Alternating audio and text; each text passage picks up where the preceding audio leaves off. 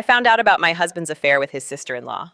On our 1-year anniversary, I never thought I'd be the type of woman to share my story online, but what happened to me is so wild, I feel like others need to hear it as a warning. I met a man during the pandemic, let's call him Ted. From the very beginning, it felt like fireworks. We clicked instantly, and I convinced myself it was a soul connection. He checked every single box I had. Looking back now, I realize that's exactly why I ignored all the red flags. He introduced me to his kids, I met his whole family, and he met mine. He spoiled me with trips, compliments, and love. He even posted me on his socials constantly, bragging about me to everyone. For the first time in my life, I felt like I was finally getting the love I truly deserved. Early on in the relationship, his sister-in-law, let's call her Stacy, tried hard to befriend me. At first, I found it odd. Something about her felt off. I even mentioned it to Ted, but he brushed it off, saying she didn't have many friends and asked me to be kind to her since she was family.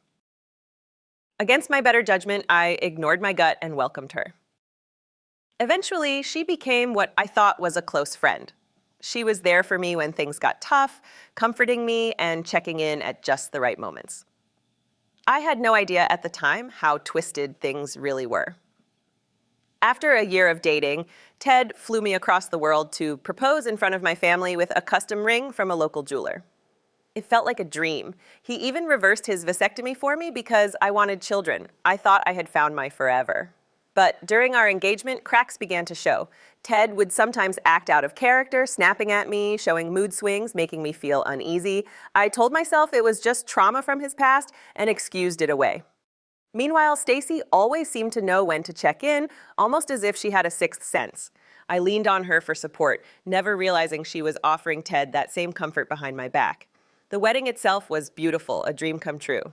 But immediately after the marriage, things began to change. Ted nitpicked everything I did. He picked fights over the smallest issues, threatened divorce, lied to me, snapped at his kids, demanded intimacy, and pushed me to my breaking point. My mental health started spiraling. Once again, Stacy was there for me. A few months later, my body started failing me. I got recurring, painful infections, my skin broke out, and I lost weight at an alarming rate. Something was deeply wrong, but I didn't realize just how wrong until the night before our first anniversary. That evening, I was putting his youngest child to bed. As the child drifted off, I felt a phone vibrate under the pillow. I grabbed it, assuming it was mine, but it wasn't. It was Ted's. And on the screen was a message notification from Stacy. "I love you." My blood ran cold. I locked myself in the bathroom and scrolled through his messages. My hands shook as I read everything that hadn't yet been deleted. Flirty exchanges, explicit photos, and plans for a romantic getaway, back to the same cabin where we had held our wedding ceremony just a year ago. One text from Ted to Stacy seared itself into my memory. "I've closed things off with all my other side pieces. Now it's just you." But it didn't stop there.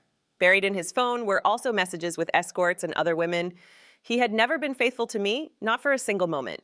In that instant, my world collapsed.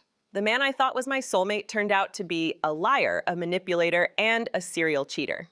The perfect life he gave me had been an illusion he carefully crafted. He had studied me, mirrored me, and tricked me into believing we were compatible.